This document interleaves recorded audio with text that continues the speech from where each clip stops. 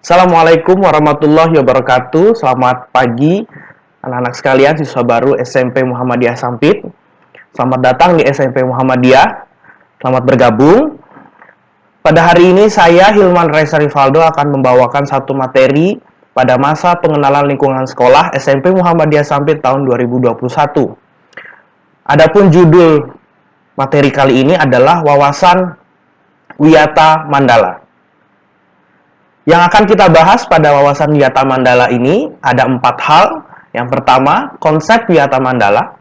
Yang kedua, sekolah, dulu dan kini. Yang ketiga, unsur dalam sekolah dan perannya.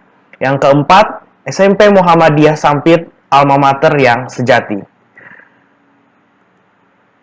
Baik, yang pertama ialah apa itu Wiyata Mandala?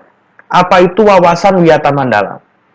Wawasan Wiyata Mandala adalah cara pandang komponen sekolah yang terdiri dari kepala sekolah, dewan guru, tenaga kependidikan, siswa atau peserta didik, dan juga orang tua terhadap peran dan fungsi sekolah sebagai lingkungan pendidikan. Jadi cara memandang sekolah sebagai sebuah lingkungan pendidikan. Nah, sebelumnya kita harus tahu dulu apa konsep sekolah zaman dulu dan sekolah zaman sekarang. Nah, gitu ya. Di sini ada 2 gambar. Gambar yang kiri adalah diidentikan dengan gambar sekolah zaman dulu yang kesannya pasif. Pasif itu artinya tidak terlalu tidak lawannya aktif, ya. Kemudian yang kedua, mendengarkan guru saja, fokus pada mendengarkan guru, mengerjakan tugas dan dikumpulkan. Sementara sekolah masa kini diidentikan sumber belajarnya beragam, aktif, kemudian mandiri dalam mencari pengetahuan dan berbasis literasi. Literasi kalian sudah sering mendengar ya, sewaktu sekolah dasar ada membaca, kemudian literasi numerasi dan sebagainya. Nah, karena sumber belajar yang beragam, maka semua orang bisa jadi guru, semua orang bisa jadi siswa. Semua tempat bisa jadi kelas untuk kita mencari pengetahuan, mencari sumber inspirasi.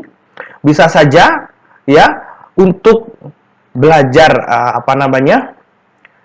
jenis-jenis tumbuhan tidak perlu belajar di kelas, belajarnya langsung di taman sekolah, di halaman, sebagainya.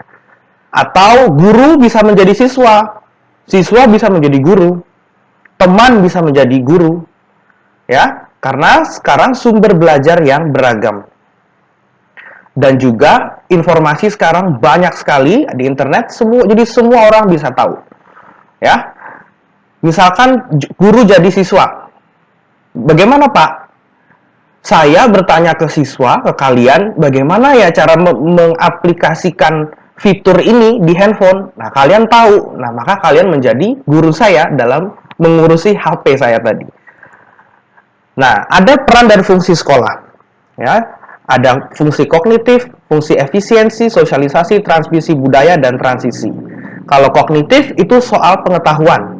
Saya jadi tahu 1 tambah 1 karena sekolah. Kemudian ada fungsi efisiensi, meringankan tugas orang tua. Kalau orang tua dipaksa mengajari kalian semua mata pelajaran, maka akan tidak baik. Sementara sekolah itu punya punya rencana, punya sistem yang sistematis untuk melakukan proses pendidikan. Kemudian kalian belajar bersosialisasi dengan orang lain, dan juga ada pewarisan budaya, tata nilai, tata krama, etika, belajar etika di sekolah, belajar sikap, disiplin, dan sebagainya. Kemudian transisi antara rumah dan masyarakat. Perpindahan kalian dari rumah ke masyarakat itu diajarkan di sekolah. Berikut adalah sekolah sebagai tempat pengembangan diri. Sekolah sebagai tempat pengembangan diri itu bisa kita wujudkan dalam kegiatan belajar mengajar, ekstrakurikuler, organisasi kesiswaan, dan juga kegiatan berwawasan lingkungan. Ada 4 hal yang bisa kita gunakan sebagai pengembangan diri, bahkan bisa lebih, ya. Nah, sekarang kok ada gambar ini, Pak? 21st Century Skills, How Today's Students Can Stay Competitive in a Changing Job Market. Sekarang anak-anak sekalian, dunia sudah berubah habis-habisan.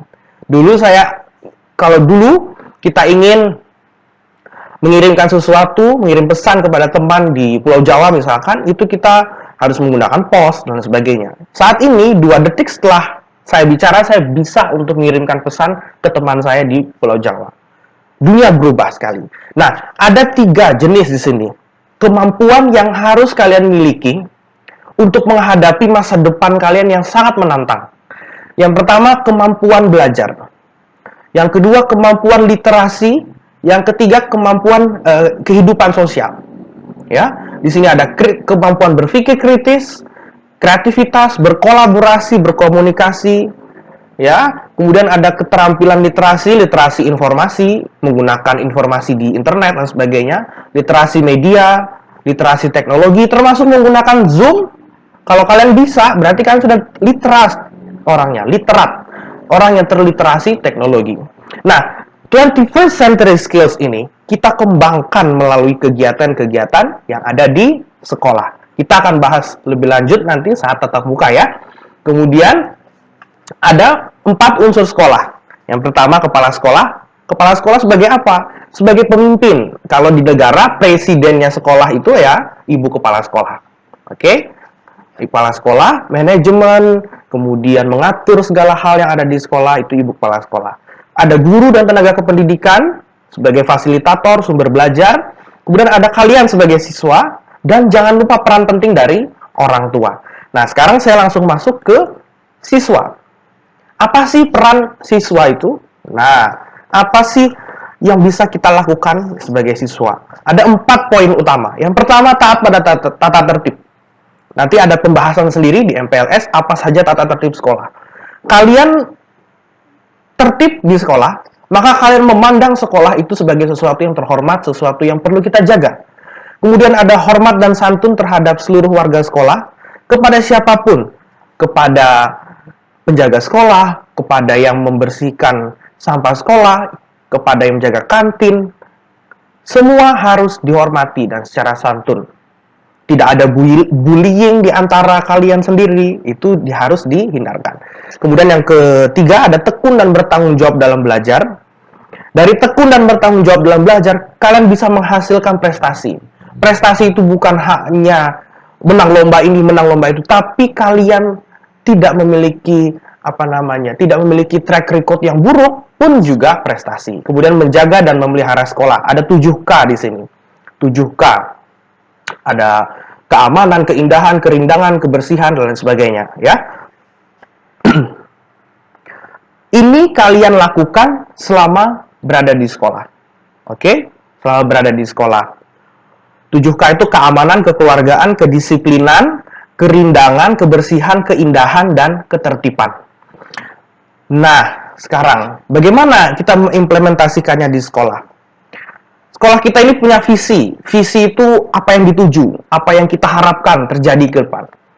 Terwujudnya warga sekolah yang unggul dalam prestasi, berakhlak mulia, berbudaya, berwawasan lingkungan, dilandasi iman dan takwa.